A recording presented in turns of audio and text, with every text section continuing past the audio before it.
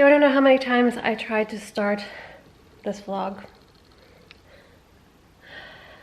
I don't even know anymore because I've lost count.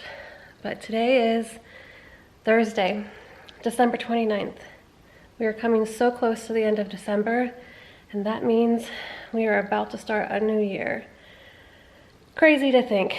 I don't know, I feel like these last couple months have gone by so incredibly fast for numerous reasons. Some good, some not so good, but here we are. Got a lot of crazy stuff going on with the house right now. Well, it's not a lot, but like, it's going to be a lot. It's going to look bad. I think I shared in one of the last Vlogmas videos that went out, but I had mentioned that there was a bunch of electrical trucks out front, and found out that our neighbor, well, our two neighbors had lost power one day, and that's why they came out to restore power, but it was just a temporary fix because apparently the electrical box across the street, whenever that area gets really wet from rain or from the sprinkler systems going, it causes issues with the electricity on our street with a lot of the houses. We woke up yesterday finding these red flags in our yard. Yeah, not so fun. There was a door tag on our front door that said that they're going to be doing some drilling, digging to fix whatever the issue is in the next 48 to 72 hours. There was another truck out front this morning. So I know it's probably hard to see because it's through the blinds here. But we woke up to these red flags in our yard yesterday, and while we're not happy about it, we're also potentially happy about it, if that makes sense. The guy that was there this morning, I believe must have been the guy that came out and did the flags yesterday, because now he added flags to, I think, at least 2 or 3 of our neighbors across the street. So before, it was only on our side of the street that they put flags and spray painted the yard, but now across the street, there's flags too.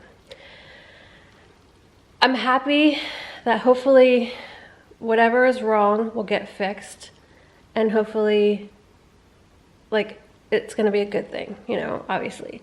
I hope it's gonna also fix our surging issues that we have going on in the house, where the power will just like flicker and then like come back on, flicker, come back on, sometimes fully go off for no reason. I mean, we've lost power in this house so often for like no reason whatsoever. Sometimes obviously reasons like storms and stuff, but like it's insane the amount of times that we've lost power here. But anyways, that's what's going on. We're probably gonna have like a huge mess out front. Brad's not really happy about it per se because he's worked so hard on the yard to get it to where it's at, but we just pray that they don't mess up any of our other stuff that's in the ground, like our sprinkler system, the cable situation, all that kind of stuff, you know, plumbing, whatever it may be. Because if y'all have been following us for a while, you know that we've had a lot of ongoing issues and still do have stuff going on with this house. That's not, well, it is a year old, a year and like 2 months. So anyways, that's not the reason why I wanted to start the vlog, but I wanted to mention that because that's going on right now, and we'll see what happens with it. But the reason why I wanted to vlog, and I tried to start vlogging the other day, is because I got an unexpected phone call from a number I didn't recognize. I almost didn't pick it up, but I did, and I'm glad I did, because it was the IVF clinic here locally that my old doctor is now working at, since his old clinic is no longer. They called because, well, I thought they were calling just to like finalize stuff for my upcoming appointment next week, but they actually had a cancellation for today. So in a little bit, I am heading out to go to said appointment. Speaking this into existence makes it more real, and that is 2023 is the last full start, full go ahead of our IVF journey. And I know that maybe not all the transfers could happen in 2023, but just speaking it into existence and saying that 2023 is our last jump at diving into our last 4 embryos, that's a really big deal. And that's been really hard for me to get to the point to say those words, you know? There's more to it, how I feel and things like that, but I don't want to make this like a rambly video, which I normally do, but that's me. That's me. If you don't like rambles, then you can move along, but it's just part of the infertility process because you have so much going on in your mind, especially after 11 years of trying. I have all kinds of emotions, you name it, I have it going on right now, but I'm going to take it as a win, as a fresh opportunity to start 2023 off on the right note, meaning hopefully he can get me in to do the surgery sooner than February 21st like the other clinic, and then I can sort of weigh all the pros and cons of both and then go from there. So this notebook, I have replaced the paper inside, I put a new set of papers in here. This was the notebook that I started to use when we first started our IVF journey. So this has been around since 2014. It's from Vera Bradley. It's actually a very cool pattern. I think it was called Marrakesh or something. I forget exactly what pattern it was called, but anyways. Okay, I just went through all my notes and everything to confirm I have everything written down. Hopefully. We'll see. I'm sure I'll have other thoughts or other questions. I also received the text to check in, and for whatever reason, it's not saving my insurance. Make sure everything's okay with the insurance, and make sure they received all the PDF copies via email for all the previous medical records. So I'm just gonna go early just because I don't want anything to hiccup the appointment. It's actually one of the new buildings that they just recently finished at one of the hospitals here locally, so interesting. I'm so nervous. So nervous. Here goes nothing. I feel like I want to cry for multiple reasons. It just came out of the doctor's appointment, obviously. That's where I was for the last 45, almost 50 minutes. I feel like I'm really zoomed in. Am I zoomed in? Yes, I was. Sorry.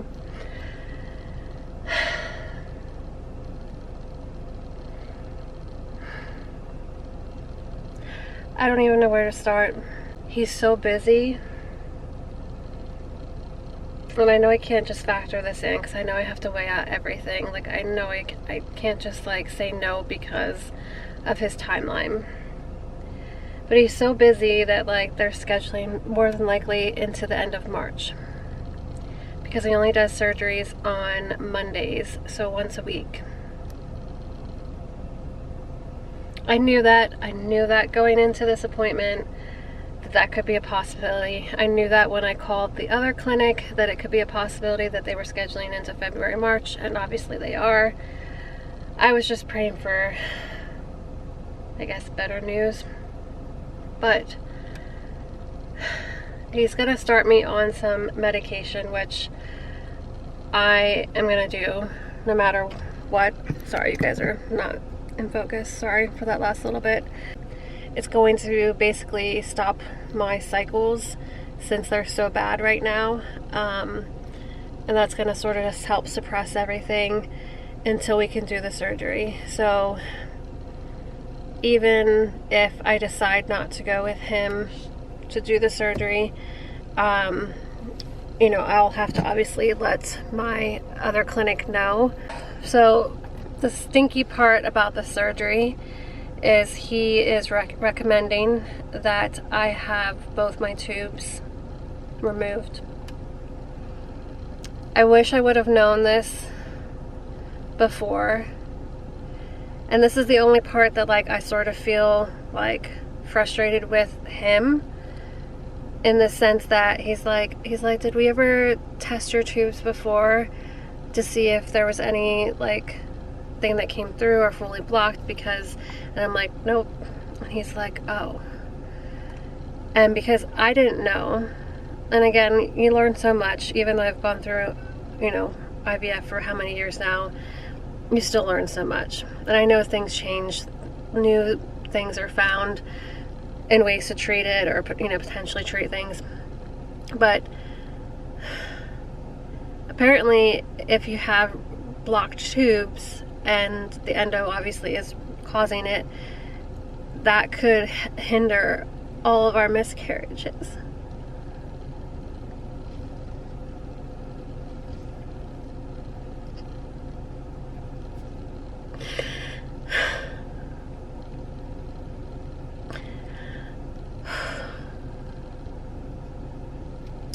So in a way, I'm like sort of angry, because not only did he not recommend removing my tubes or any of my other doctors, knowing that I had stage 4 endo.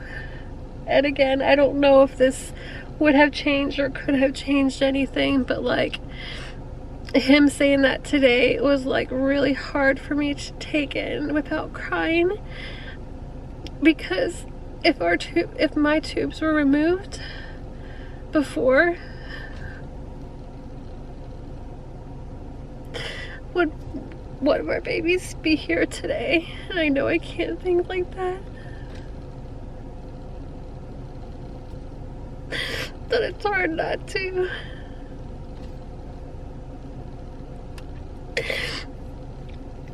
I don't know. In my heart, yes, I'm frustrated because he didn't try that option before, and I get it. I get it. But in a way, like, I'm sort of still leaning towards him, even though it's gonna be so long until the surgery, and then all the stuff in between after the surgery, in between doing transfer. We're looking at probably waiting until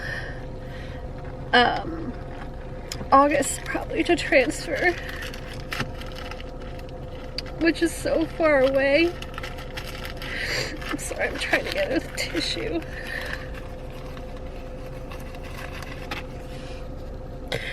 I'm sort of blaming myself for not at least just coming in and scheduling an appointment sooner. But I was waiting until we had insurance, like with coverage, because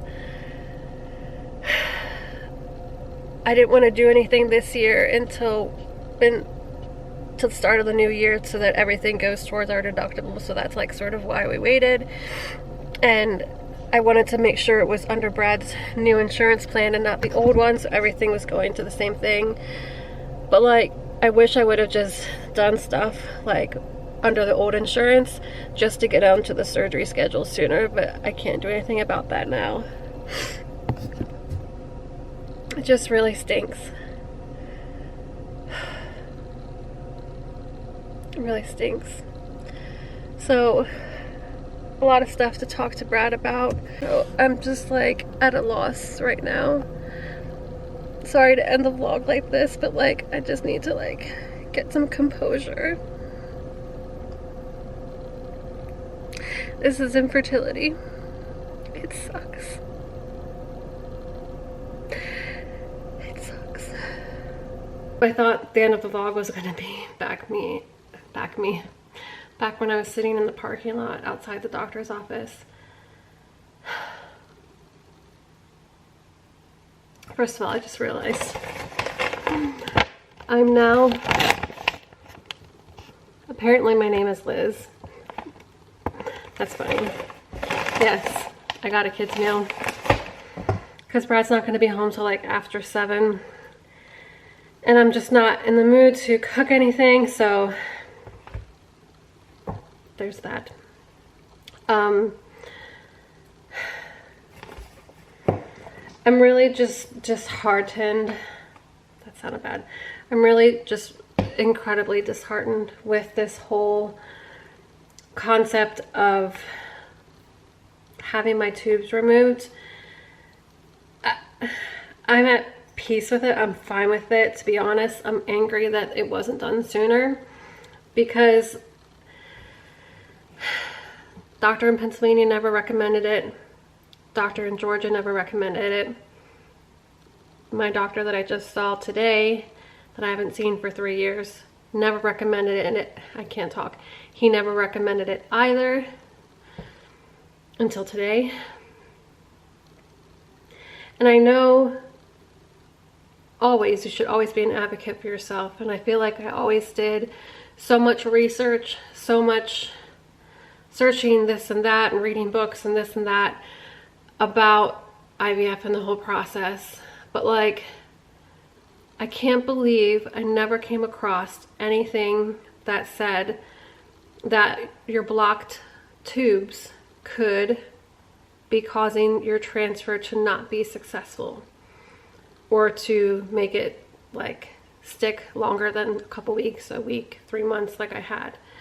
And I'm not saying that like this is the end all be all thing, but you know, we had all these tests done recently at the other clinic that we could potentially be going to, that we're dealing with like the natural killer cells, and then like the other test, which I forget what was called, and everything came back fine. And now hearing about this, when I was at the drive-thru waiting to get my food, the first thing that popped up, I just put blocked tubes cause IVF to fail, just to see what comes up.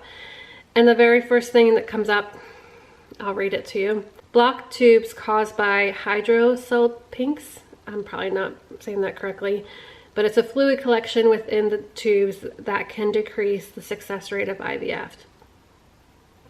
This fluid within the tubes can interfere with the lining of your uterus, making it difficult for embryos to implant.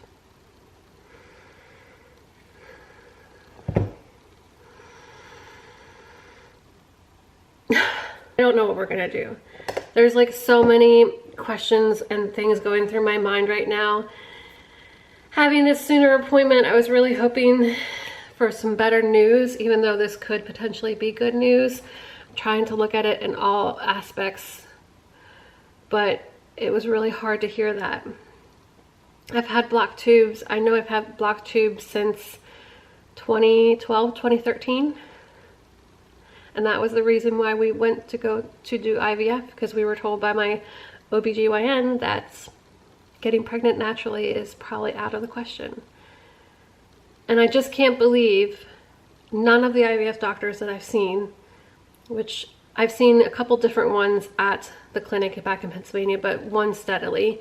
And then it was one person in Georgia, and then obviously this one here in Tampa. I'm so frustrated that nobody said anything before. It's all in my history. I guess that's why I have a hard time like trusting doctors, because I've had such bad experience with hospital situations, and I could talk for hours about all the stuff that has happened to me with hospitals. I just have like the worst luck. And I'm not saying that my doctor that I just met with is a bad doctor. I'm not saying that.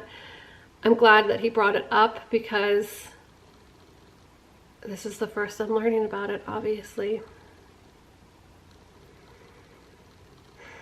Brad was a little frustrated hearing about it, because he called me very quickly. He only could talk for a few minutes. And he too was just like, I get why you're crying.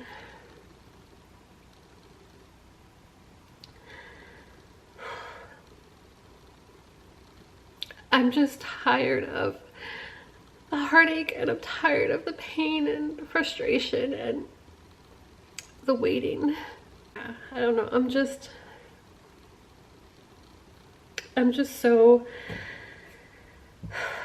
frustrated that I didn't know about this. And like, I'm not blaming myself, but like, I just wish I would have read that one time, or like saw somebody's YouTube channel or saw somebody's Instagram post about it.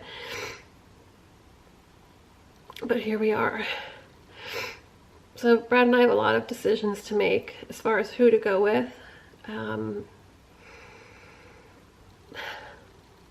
don't know. My food's gonna get cold. I'm gonna go wash my hands. Officially end the vlog now. Sorry if this vlog is super long, but it was just an emotional day, to say the least. Like, I just... yeah. Alright guys, thanks for listening. Thanks for coming along. This is what infertility looks like.